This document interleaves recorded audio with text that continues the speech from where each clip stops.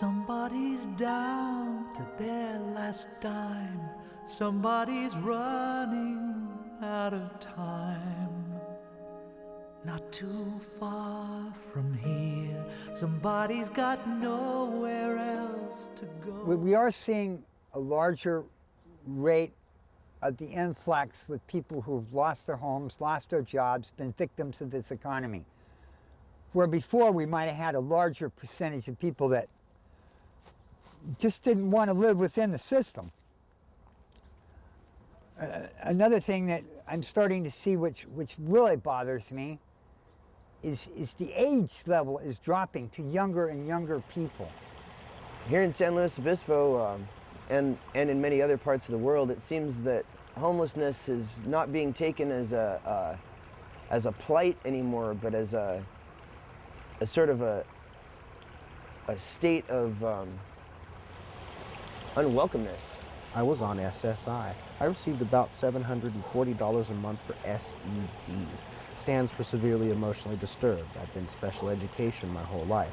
I wasn't exactly set up to aspire for any real employment in the future. I was living off of SSI, and the jobs that I've had since then, I've had two of them.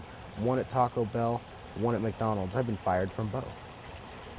I went to do my son's laundry and got shot in the head in a laundromat and spent 12 years after that in abandoned buildings because I wasn't able to work there. There was no way to work myself out of it and come back up. Move in me and take away the fear, 'cause somebody's hurting not too far from here.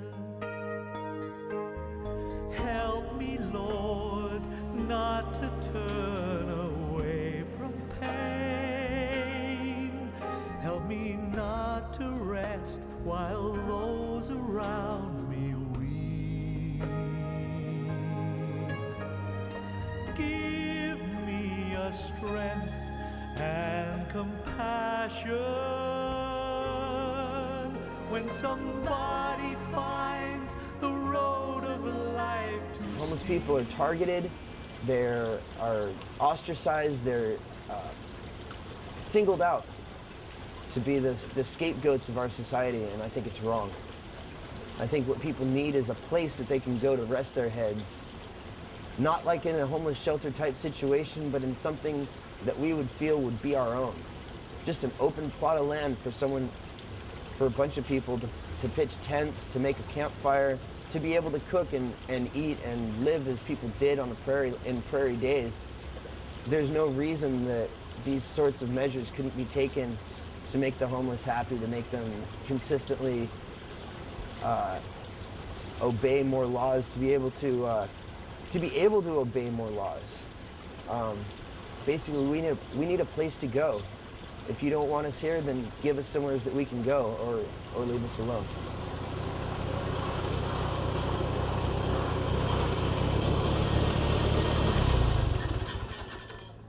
Hello, my name is Dan Duvall. I'm the founder of Sunny Acres. Here at Sunny Acres, we run a clean and sober recovery. We're trying to give people the opportunity to add dignity and meaning to their life.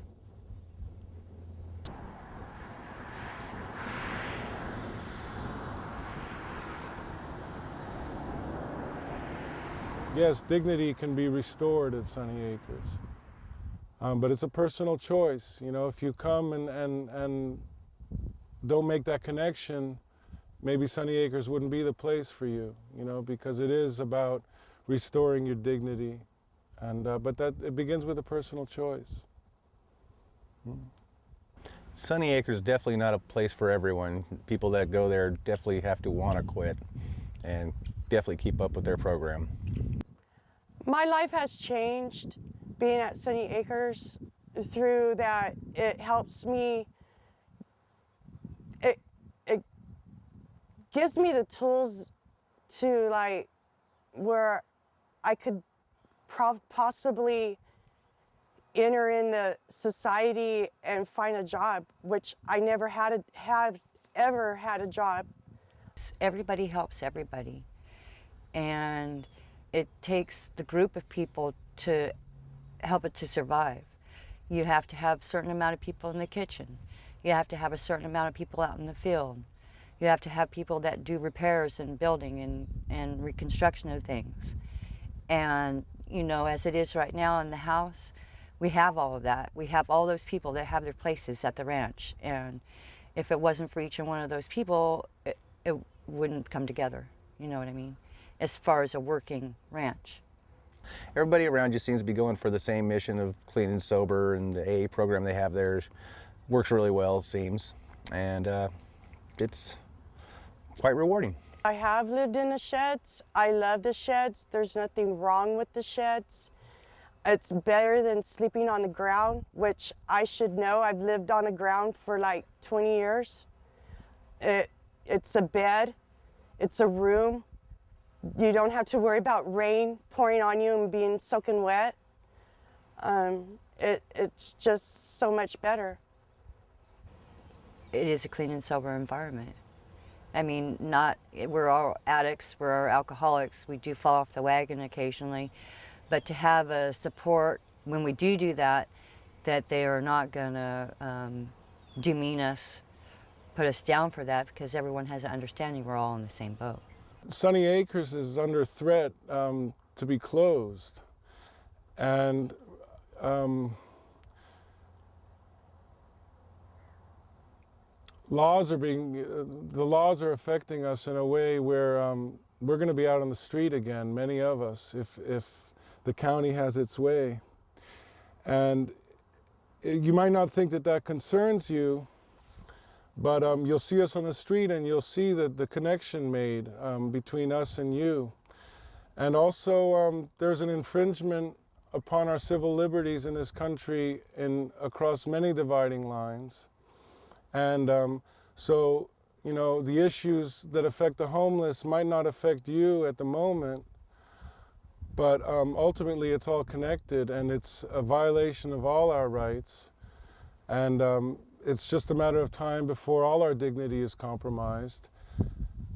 And, you know, if we can just wait and do nothing, we can pretend it doesn't concern us, and we might find out too late the price we've paid for our complacency.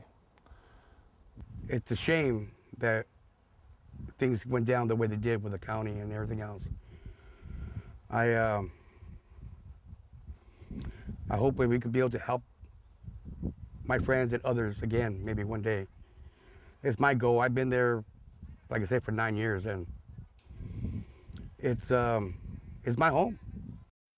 Pick me up like a paintbrush, God, dip it in the colors of my life. Paint your picture, Father, fashion a heart that is wholly yours. And take your fingers, God, master potter, come mold the clay, tell your story.